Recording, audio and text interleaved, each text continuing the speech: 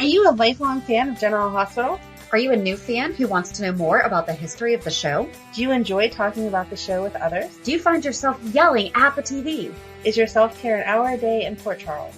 If so, we invite you to join hosts Amanda Kimmel and Shannon Coach at the place where all the hidden conversations take place and secrets are revealed. Meet us at Pier 54, a General Hospital fan podcast. Hello! Hi! Finally, we are doing the Port Charles 411 about Jimmy Lee Holt. We only delayed it a week, so that's not bad. Not bad. And I feel like we could have kept pushing it off because of all of the other storylines that were pulled into it. Yeah, so when we said that we're not sure when we're going to do Alan, seriously, for real? I mean, we just need to cancel our lives for like the next month or so and only watch. Okay. Oh, shoot. We have other things to do. Darn it. Just put on our Facebook pages and all our social media. We will not be engaging in anything for the next month. It would be awesome if this was our full-time job, though. Yeah. Just throwing that out there.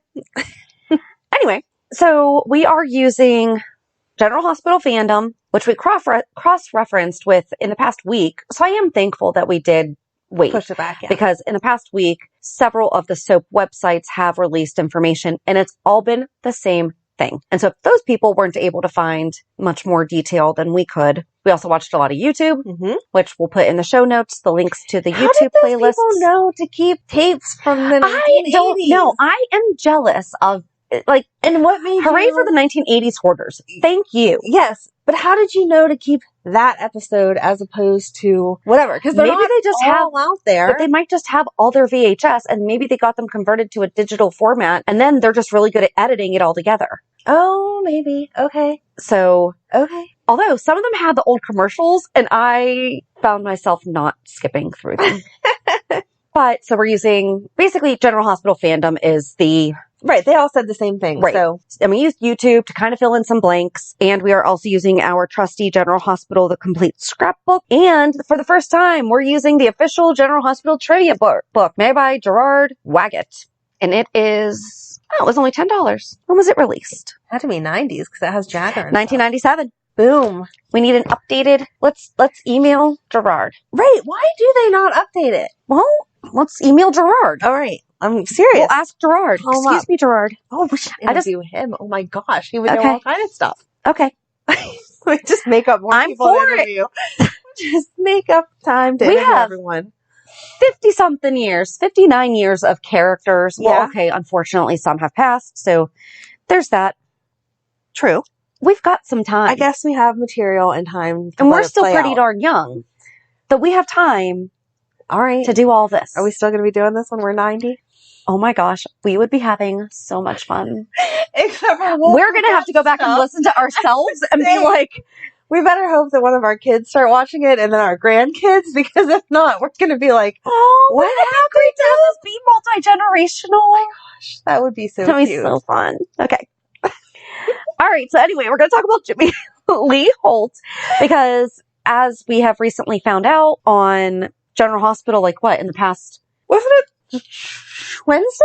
Yeah. So this is July or 2021. Tuesday. So if you're listening to this in the future, we just found out that Austin is Jimmy Lee Holt's It was Tuesday. Son. Wasn't that the day I was over here swimming?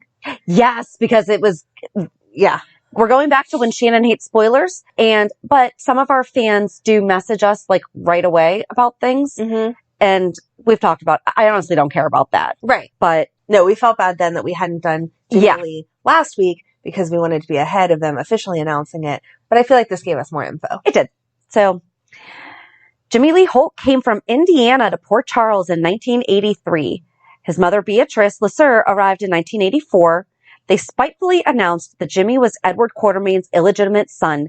Unable to deny the sordid truth, Edward was forced to accept that he had sired a child with his past mistress. So did you watch when he first came to town? Yes.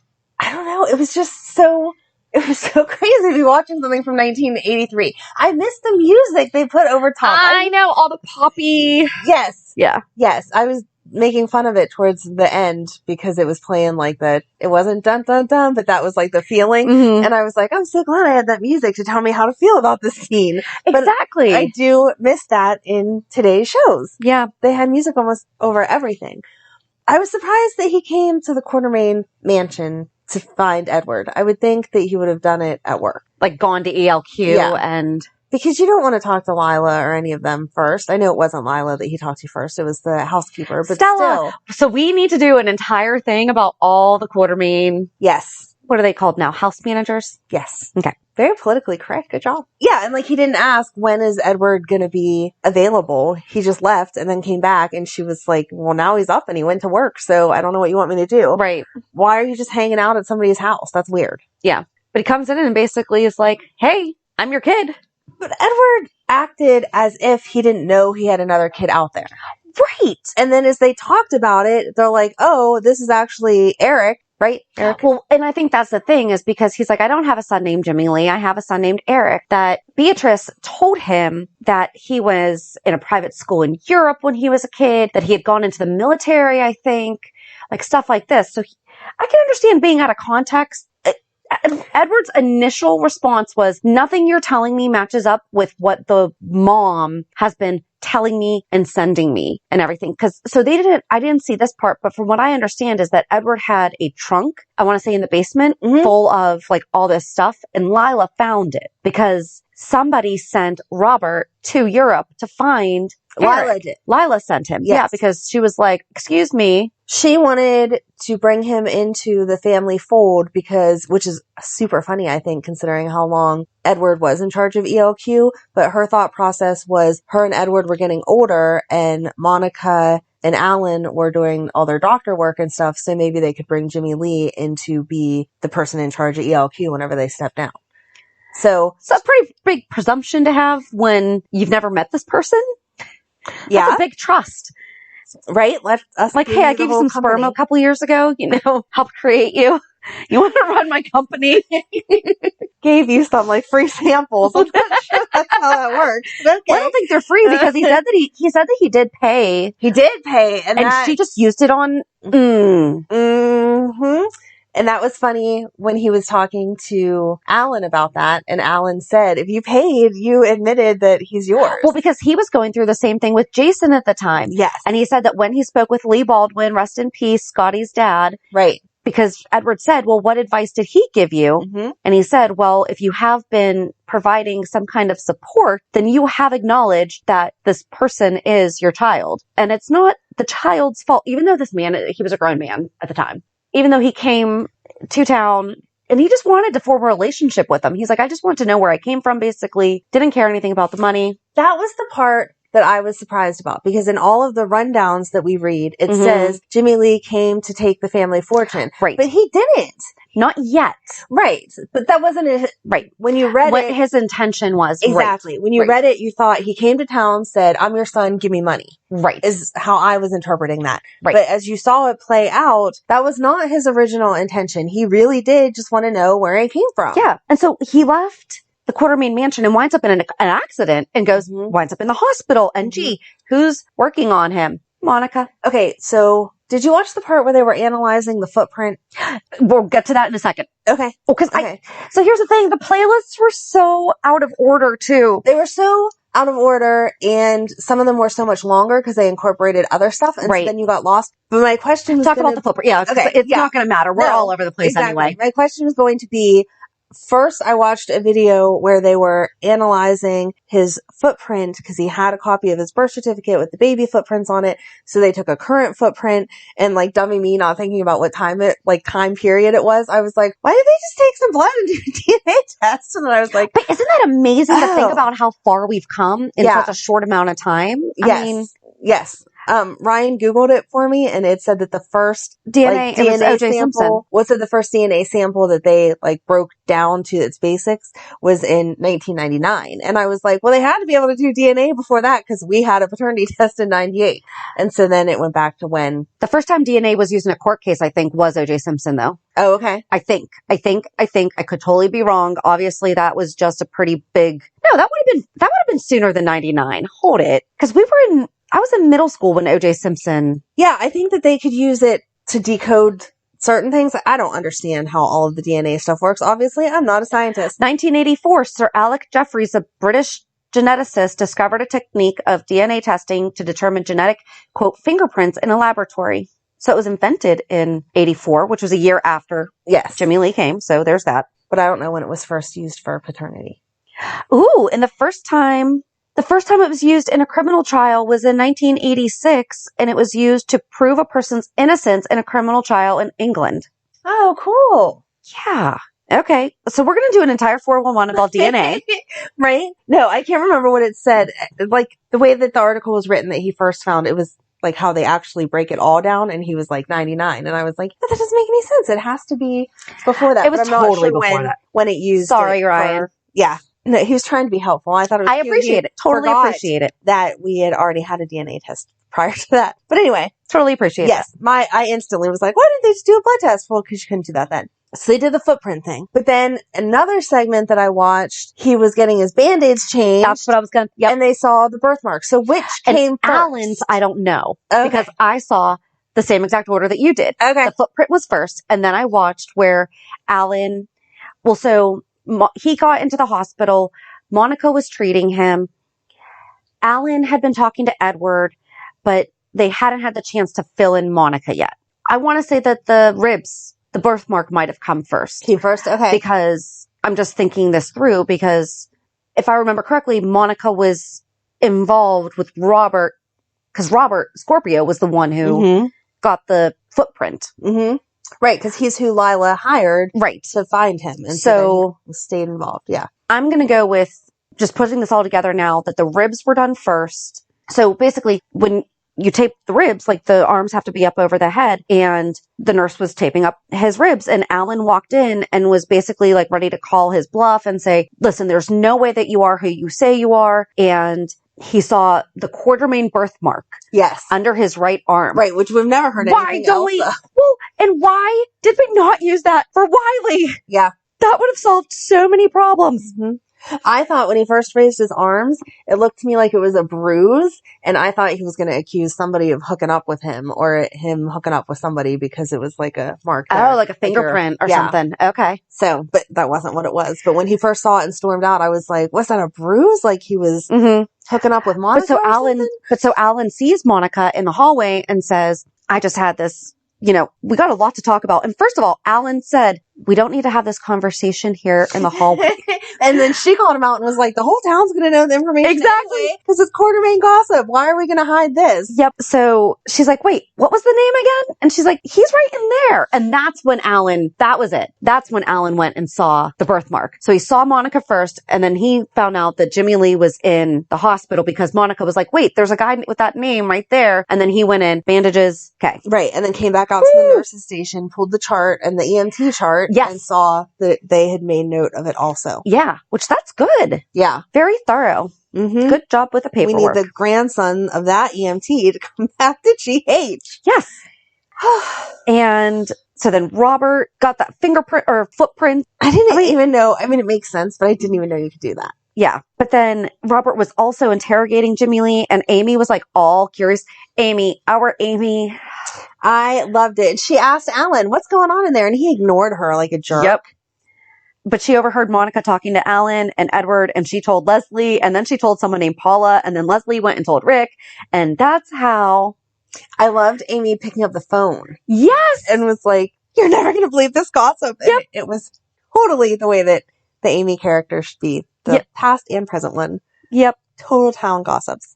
I loved it. Then also, while Jimmy Lee was in the hospital, Gail Baldwin, Scott's mom, gave him a mini psych evaluation on the request of Monica.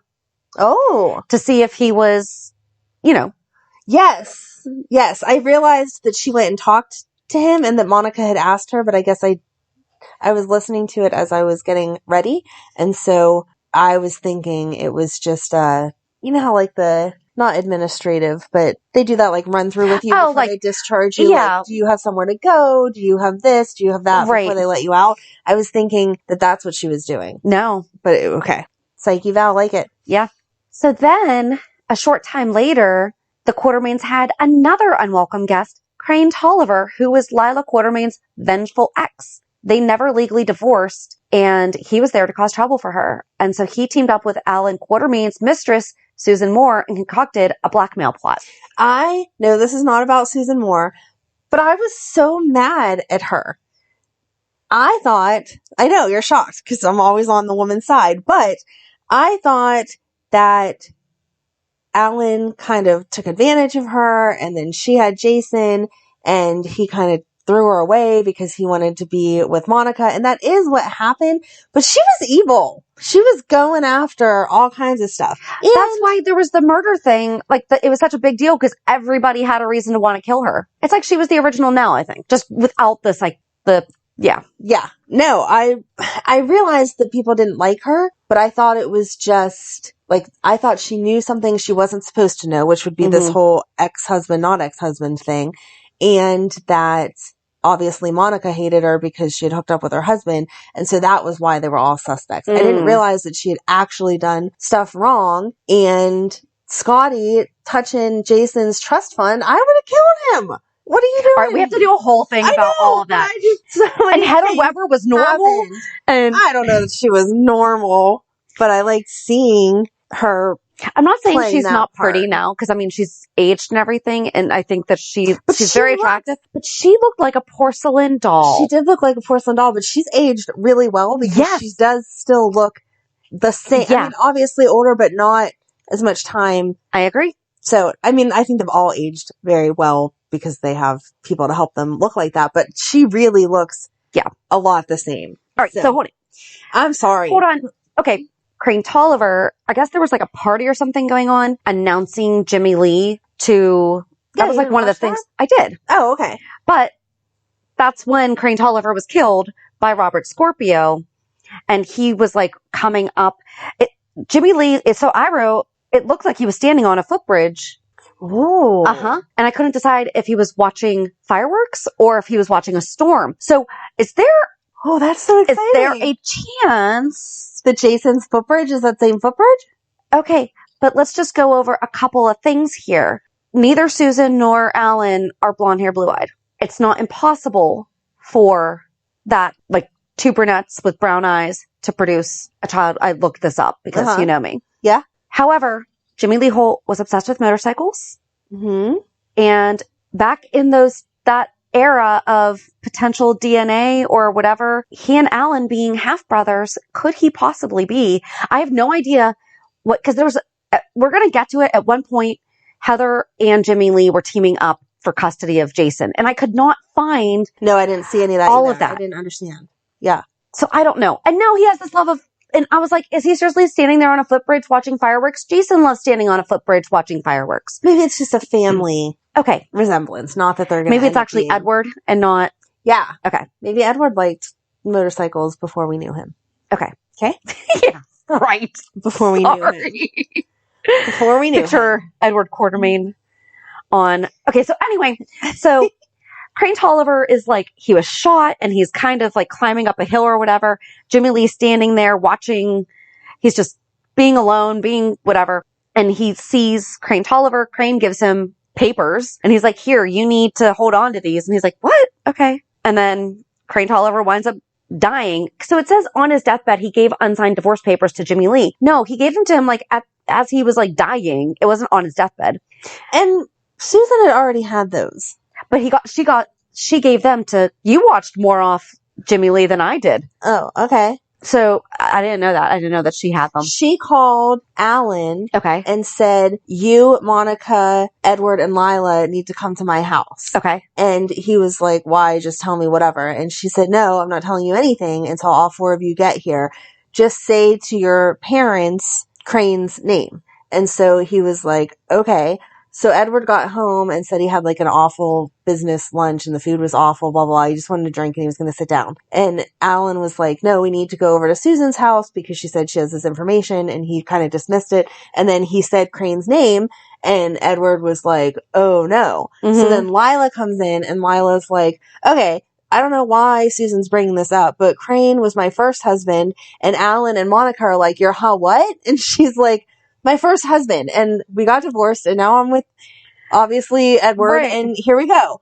And so they went over there thinking that that's what she was, like, that was the big bomb she was going to drop, and why would it matter?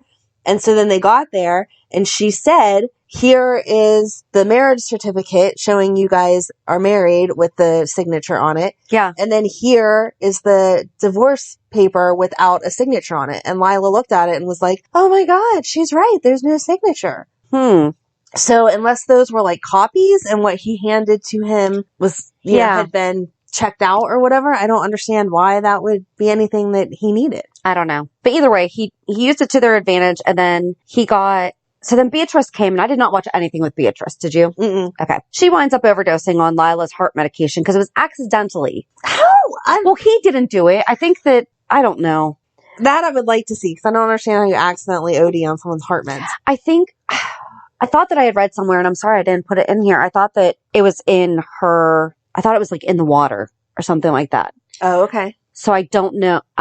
We're not even going to. No, that's fine. Yeah. But Jimmy Lee winds up getting $20 million in exchange for his silence. That's when. See, and securing a home for himself and little Jason Quartermaine. Did he have a relationship with Susan before coming to Port Charles? Is that how he found out to come to Port Charles? Like, I don't know. Should we have done Susan Moore first? Oh, maybe. Okay. We could do her next and fill in all these blanks. Because she was definitely more of a character than I realized that she was. Yeah.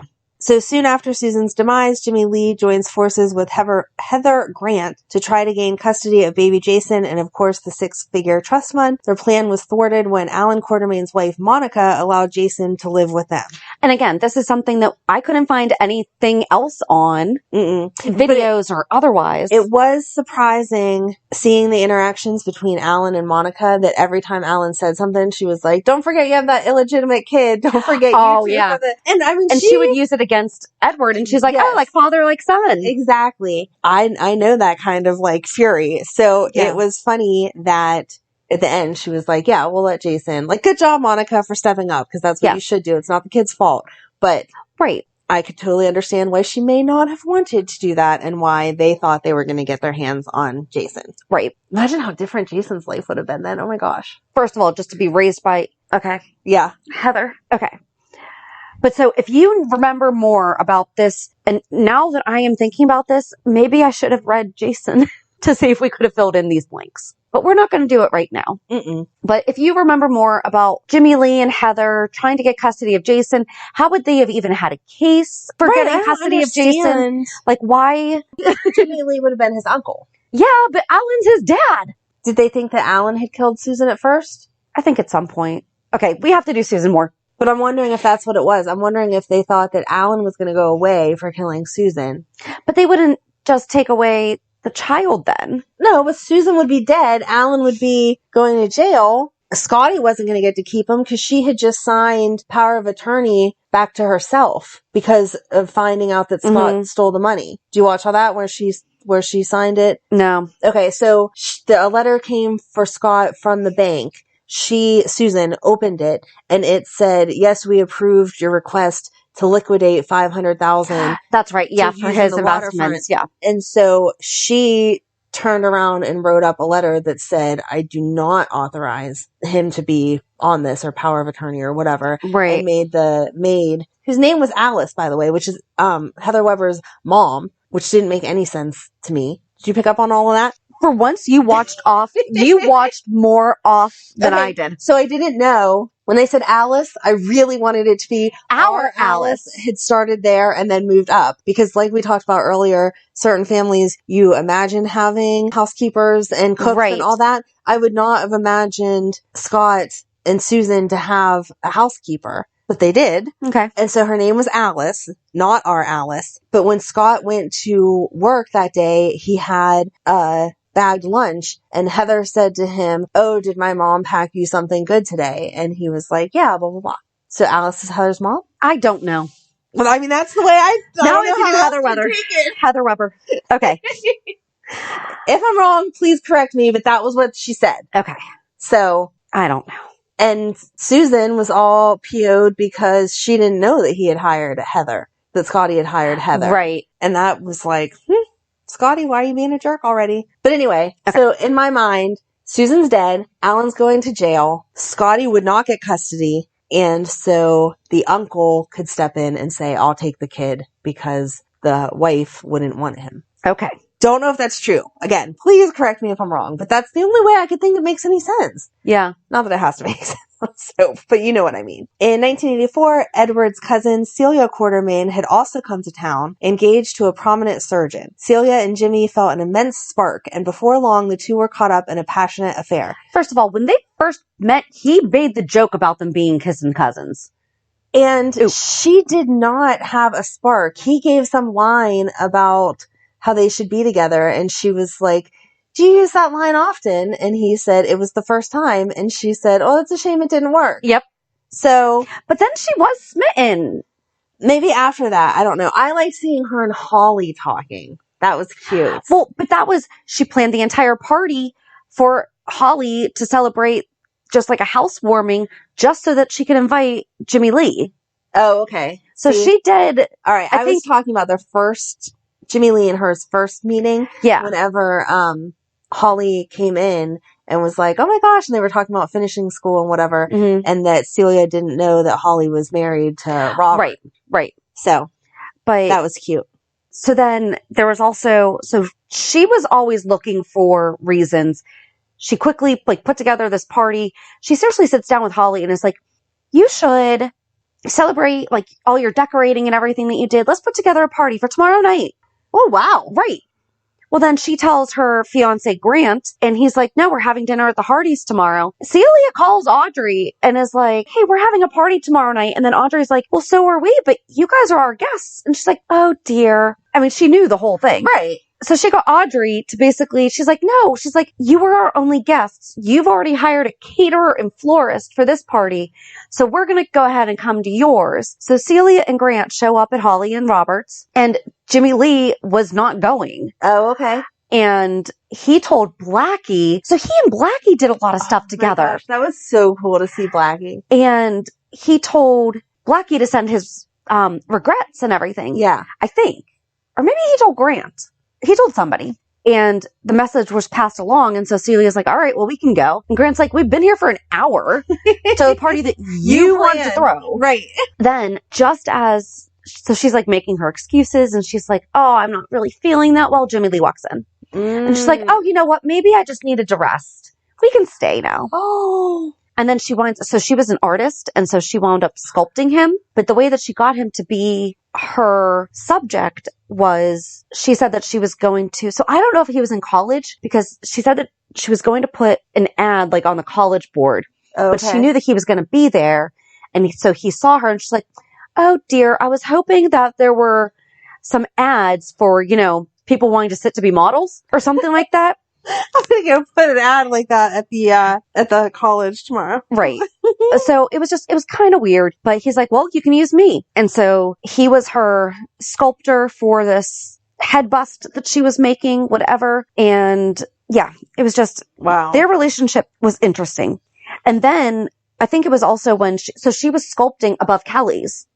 She was using one of the rooms up there. So I don't know if she was staying there, because I thought she was staying at the Quartermaine mansion. Mm-hmm. But Jimmy Lee got them a picnic lunch from Kelly's for him and Celia. And I mean, Rose put in a bottle of wine and gave a really nice wicker basket. And Jimmy Lee goes upstairs, and she's like, why is it indoors? And why are you going upstairs? Yeah. So, yeah. That was the crazy thing. You had mentioned seeing Kelly's with the doors on the side whenever I saw it. And the fact that alcohol was just sure, yeah, give me a beer. No one drinks there anymore. Did they lose their liquor license? Maybe once Luke took over. They didn't mention that in this. No. So, I don't know. But it was funny to see it, yeah. But so basically, Jimmy Lee and Celia's whole thing was that they had an affair. Right. And it was a lot of sneaking around and all that stuff. Mm-hmm. So then Grant, we just said his name, Grant Putman, Celia's soon-to-be husband, gave Celia a clear ultimatum, and she chose Grant. Grant was in reality a DVX operator in cahoots with Natalie Dearborn, Luke Spencer's physical therapist, whose real name was Natasha.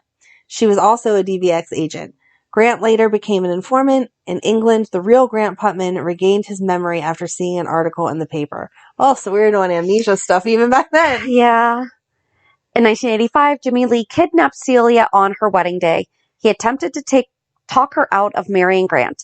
She had made up her mind and was forced to escape and hitch a ride on the back of a chicken truck. Did you watch that? No. Oh my gosh. So reading from the General Hospital scrapbook, it says, in May, Celia forged ahead with the plans to marry Dr. Grant Putnam, though the groom nearly canceled the wedding because of her continued interest in Jimmy Lee. Just days before the nuptials, Grant presented Celia with an ultimatum. Get Jimmy Lee out of your life or the wedding's off. Forcing a meeting with Jimmy Lee, Celia made her feelings clear when she informed him that the affair was over. I'm in love with Grant, she implored. As the big day approached, Grant's behavior grew even more curious. And we're just going to skip that stuff because that doesn't matter. On Celia's wedding day, Jimmy Lee made a last-ditch plea for her love. Luring her to a country cabin, he tried to get her to admit that she loved him. When she refused, Jimmy Lee hid Celia's dirty clothes and walked out, leaving her locked inside the cabin. So she was taking a shower. He took her clothes out of the shower, like out of the bathroom, and left. With her wedding moments away, Celia climbed through a window and, wearing only a blanket, flagged down a chicken truck to take her to church on time. At the church, the guests gathered and the anxious groom waited, and the bride finally arrived in the back of the truck. Grant, furious, accused her of being with Jimmy Lee. In front of the church, he ran into Jimmy Lee and knocked him out. Oh my. Yep. And so, long story short, they still wind up getting married, though. And it was because of the DVX, that Natasha agent, his marriage to Celia was the cover or whatever. Okay. And she's like, I don't care what your feelings are. She's like, you need to go get married. Yeah. So, yeah. So, backtracking a little, whenever he was being the model, is that what's in this trivia book about them getting in trouble for him? Oh, yeah. Go ahead, read that. Yeah. I didn't know if that was when that had happened. I don't know, but that might be. After newcomer Steve Bond, Jimmy Lee Holt was wardrobed in nothing but a pair of briefs for several of his scenes early on, the censors stepped in and demanded that in any future underwear scenes, he wear a boxer short. Not gonna lie, tidy whities do not photograph cover well. Up much. No. I think that's all that there was. But yeah, so that's from the General Hospital trivia book, that there was a little bit of scandal about him wearing some briefs. And now you see, like, way too much. Yep. So it's funny that just a pair of undies could get you in trouble. Yep. Reeling from losing sweet Celia, Jimmy was primed for a rebound relationship. Lorena Sharp was in town visiting her long-lost cousin Monica, and the two ended up in bed. Facing a similar dilemma as Celia Putnam, Lorena chose a wealthy Derek Barrington over Jimmy. And Celia did throw that in his face a lot. Like, I have a good life with Grant. Like, money, money, money, money, money. Mm-hmm. Meanwhile, Monica and Sean Donnelly started having an affair and plotted to bleed the Quartermaines of their fortune. Sean leaked word of a fake merger between Donnelly Enterprises and the Cassadines. Jimmy Lee decided to sell the ELQ stock and invest all the proceeds. Despite warnings from a guilt-ridden Monica, the Quartermaines went bankrupt. Derek Barrington bought their mansion, and the Quartermaines, including Jimmy Lee, had to rent rooms above Kelly's diner. I didn't watch You didn't watch any of it? No, okay. Go ahead. Tell me, because I really did want to watch it, and I didn't. So Jimmy Lee's the one who broke it to Alan that Monica was having an affair. Oh, okay. And Alan almost killed him because he thought that he was lying and, like, choked him and started punching him on his desk. Be casting any stones when he has a baby with somebody else? I don't know. All right. Sean and Celia went and found... Wait, no, they wouldn't have. Jimmy Lee broke into Sean's office and found, like, a ledger book that talked about that this merger was going to be happening. So they all went to celebrate. And I don't think Monica knew yet that it was fake. Mm-hmm. I think she went and talked to Sean and was like, first of all, that's all insider trading. So, like, that's just a whole other thing. But so I didn't watch all that, though. But the initial, when they announced, no, Donnelly Enterprises and the Cassadines are merging or whatever, Monica was like, oh, really? You know, but I didn't get the impression that she was. But Edward was so proud of him because he was going to make the family a ton of money. So it's not just that Jimmy Lee decided to sell the ELQ stock and invest all the proceeds. They all collectively made a poor this decision. Right. And it says, despite warnings from guilt-ridden Monica, they didn't listen. Yeah. But I did want to see them living above Kelly's. I was mad. They didn't have a lot. Well, and that's when Lila made Pickle Lila. Mm-hmm. And, you know, that was going to be their big, get rich and get the house back type thing. But there wasn't a whole lot of them, quote, living. Okay. At least not that I could find. Okay. You know, we saw them in Kelly's a lot, but not in their rooms. Right. Oh, that's boring. I thought know. you were going to see them like trying to adapt to being like Schitt's Creek. Yes. Like going from the mansion into a 2-bedroom. Right, because the bathroom What is a if shared bathroom. Daniel Levy got the idea for Schitt's Creek by watching General Hospital I'm sure that's where and it came reading from. about the Quartermaines? Mm-hmm. It could be. Maybe. You're such a dork. Anyway. I love that show. I know you do. In 1986, Derek Barrington moved to Nebraska with his new bride, Lorena Sharp Barrington. The Quartermaines bought back the mansion they called home after regaining their fortune, but left Jimmy Lee out of the financial windfall. I kind of feel bad about that. Like, it wasn't just him that made that decision. It wasn't just him. He didn't force them to sell. Yeah. He brought them the information that he thought was correct. Yep. So then Dr. Buzz Stryker's daughter, first of all, who's Dr. Buzz Stryker? Because I just like his name. Mm-hmm. Her name was Sandy Stryker. That's a cute name.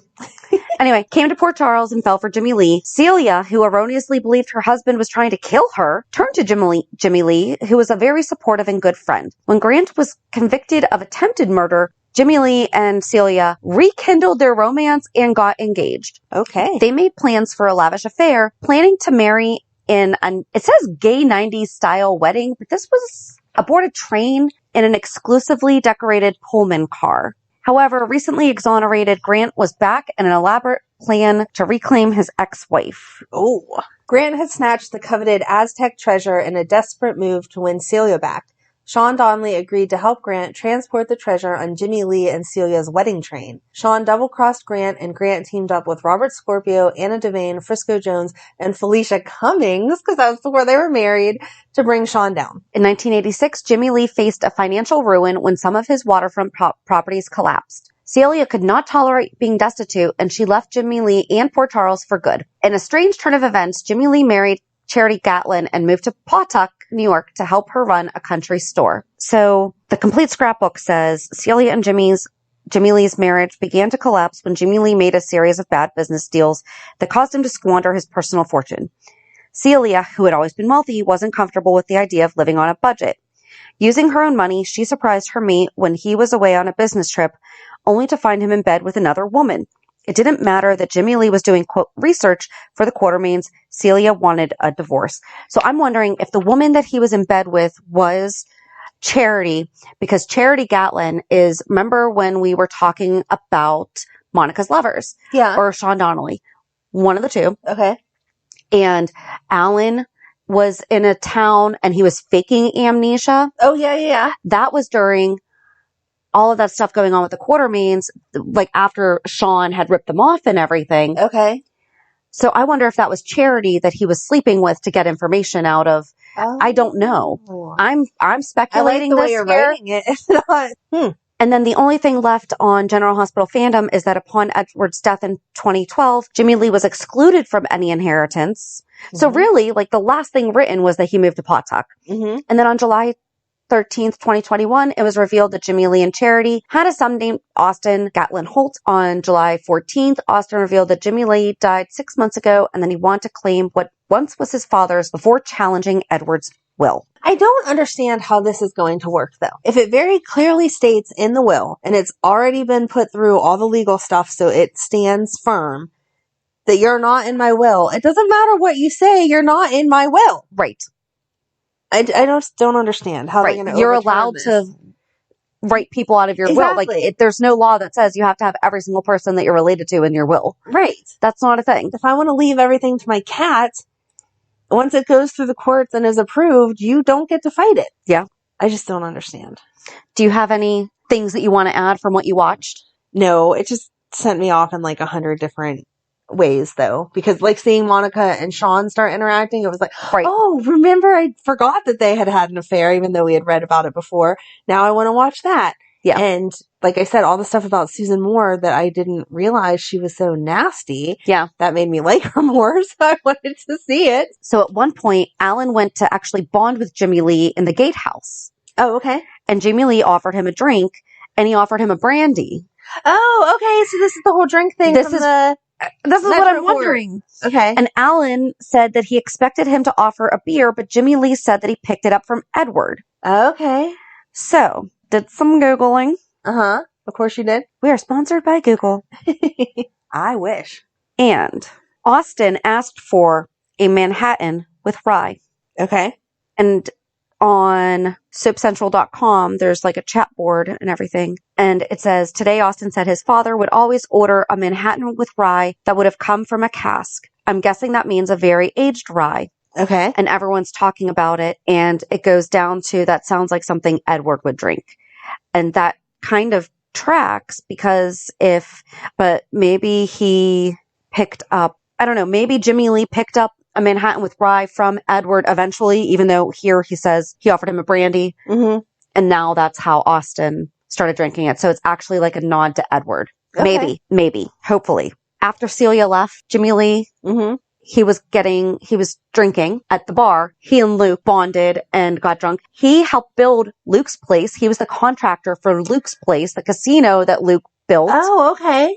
And Charity has an older son named Jonah, and it actually makes more sense for him to be Austin's age. But he was like really excited that his mom was marrying Jimmy Lee. Aww. Like, it was really sweet to watch that interaction. But our buddy Steve from A World Gone Good podcast says Roger Howarth playing Jimmy Lee's son is ridiculous. Roger is 52 years old and he looks great. But if Jimmy Lee and Charity had him as early as 87, he would be 34. Sorry, Roger does not look 34. He looks post 40s.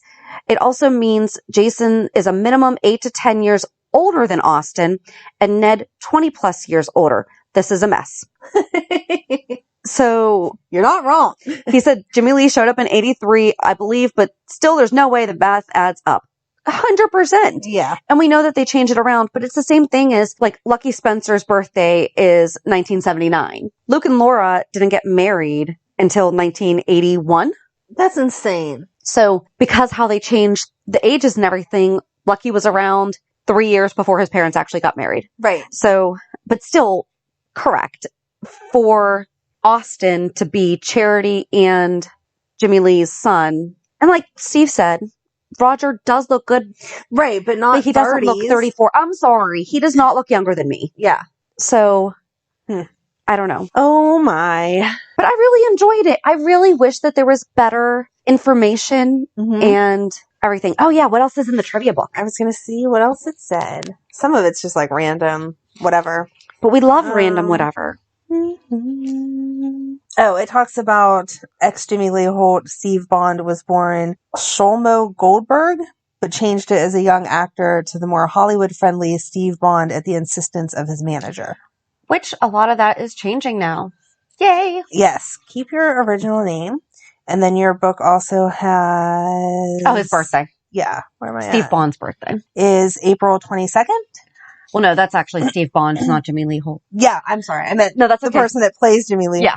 Holt, Steve Bond's birthday, April 22nd. And then the other one was just another snippet. I'm assuming the same time that he was walking around in his underwear. Nude photos of Steve Bond that had been taken early in his career resurfaced for Playgirl after he landed the role on General Hospital. Oh my. Well, there's that. So this was definitely, it was a fun one It was. to learn. I'm curious. And it helps pull everything together. Because Right. there's so much of the early 80s that we just keep But saying. are they going to possibly rewrite where, because he asked, what do you know about Jason? Yeah. No. So, No, don't rewrite it. so yeah. No. I'm just saying that could be where it goes. I mean, it could be, but I hate that, especially because there are resources that you can look back. And the Right. people who have watched it all this time are not forgetting. So Right. don't change it around. I hate that. Well, speaking of that, let me see if, because we did put out on social media asking for, what do you know about Jimmy Lee Holt? I was very straight and to the point. Right. Please help. Steve said Alan faked amnesia and then had amnesia, went to the nearby town. He sure loved Celia. Jimmy Lee is the son of late wealthy businessman Edward Quartermaine and his late ex-mistress Beatrice Lasser. He sure loved Celia, but when Celia came, Alan and them are like, oh, cousin, blah, blah, blah. If Alan and him are brothers, then Celia is his cousin. Second cousin. Why Yep. are we even... She is Edward's cousin. Okay, but why are we even But still, entertaining this? correct. Oh, someone mentioned Kathy Chatty. He once posed in Playgirl. I just went through and hearted everything. I'm sorry, I didn't actually read like all of these. He was mostly a nice guy. He wanted recognition from the Quartermaines. He kept Edward on a short leash because he had proof Lila wasn't divorced from her first husband. And so still, not a lot of information from typically where we're able to get a lot of information. Right. So if you're listening to this and you remember something that we did not mention, we would absolutely love to do a revisit. Or if you know of a resource that we're not using, please let us know. Yeah, seriously. There were write-ups in different places, but it was still just one-liners about each episode. And there wasn't enough story then for us to fill in what we were missing. Right. Like I want to know more about this Jason thing. Yeah. Like trying to get custody. Right. I even Googled Jimmy Lee Holt trying to get, the FBI is going to think I'm bonkers. That's all right. That's all right. I will come and testify that you may be crazy. It's on public record. No. Go listen to this episode. That's why she was researching the murder laws in.